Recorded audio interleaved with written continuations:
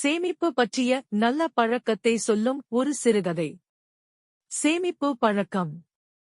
கிராமத்தில் முருகன் என்ற சிறுவன் இருந்தான். அவன் தினமும் பள்ளிக்கு போய் மதிய உணவு எடுத்துச் செல்வான்.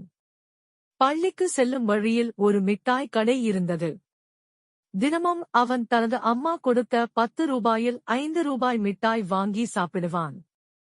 ஒரு நாள் அவன் அப்பா சொன்னார், முருகா, மிட்டாய் சாப்பிடுவது சரி, ஆனால் சில ரூபாயை சேமித்து வைப்பது நல்ல பழக்கம். நாளைக்கு அவசரம் வந்தால் அந்த சேமிப்பு உனக்கு உதவும்.